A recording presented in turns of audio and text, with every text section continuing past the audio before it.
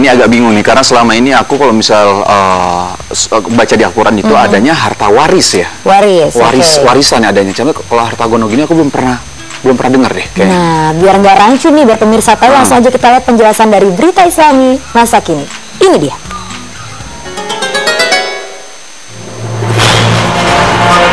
Harta gono gini dalam Islam.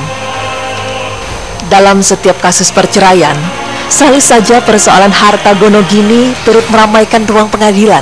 Jadi bukan hanya persoalan hak asuh anak saja yang disidangkan, tetapi juga ada persoalan pembagian harta antara suami istri.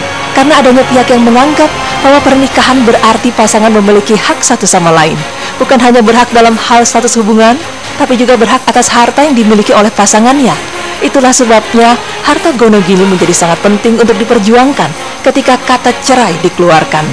Harta gono gini adalah harta milik bersama dari suami dan istri yang mereka peroleh selama perkawinan.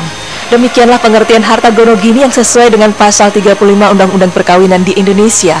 Sedang harta dalam sebuah keluarga terbagi menjadi 3 jenis, yaitu: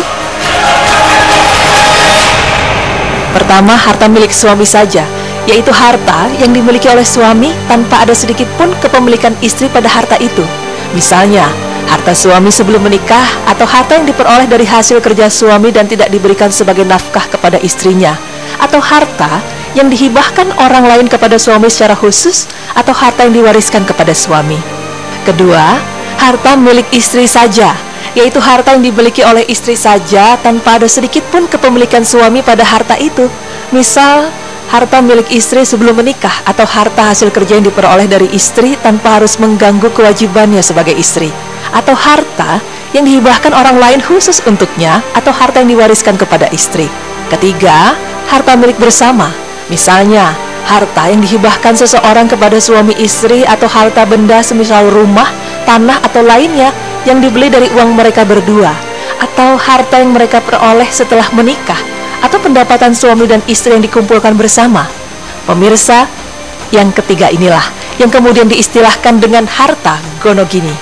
Lalu bagaimanakah status harta gono gini dalam syariat Islam jika terjadi perpisahan antara suami istri, baik pisah karena wafat atau karena cerai? Memang, dalam KHI atau kompilasi hukum Islam yang diterapkan dalam peradilan agama, harta gono gini antar suami istri tidaklah dibagi kecuali masing-masing mendapat 50%. Dalam pasal 97 KHI disebutkan, janda atau duda cerai hidup masing-masing berhak 1/2 dari harta bersama sepanjang tidak ditentukan lain dalam perjanjian perkawinan. Namun ketentuan dalam KHI ini bukanlah suatu putusan hukum yang paten. Jika suami istri sepakat membagi harta dengan persentase tertentu, maka kesepakatan dan keridoan mereka didahulukan. Sedang, pembagian harta gono gini dengan jalan urf merupakan adat kebiasaan yang berlaku di masyarakat, sehingga itu menjadi hukum di masyarakat tersebut. Para ulama sepakat urf bisa dijadikan salah satu acuan hukum. Dalam salah satu kaidah fikih disebutkan, sebuah adat kebiasaan itu bisa dijadikan sandaran hukum dengan syarat. Urf itu berlaku umum, tidak bertentangan dengan hukum syar'i. Urf itu sudah berlaku sejak lama, bukan sebuah kebiasaan yang baru saja terjadi. Jadi, jika dalam masalah harta gono gini tidak ada kesepakatan antara suami istri, maka dilihat apakah dalam masyarakat tersebut ada urf yang berlaku tentang permasalahan harta gono gini itu atau tidak. Jika ada, itulah yang diberlakukan. Jika tidak ada sulh dan urf, barulah masuk dalam sistem terakhir, yaitu qada. Qada sendiri adalah keputusan yang ditetapkan oleh hakim setempat. Dalam kondisi ini, seorang hakim harus melihat kepada kondisi suami istri tersebut untuk bisa menentukan pembagian harta gono gini secara baik. Dan dalam kondisi ini, boleh bagi hakim untuk menggunakan hukum perdata yang berlaku di peradilan, selagi tidak bertentangan dengan hukum syariat Islam.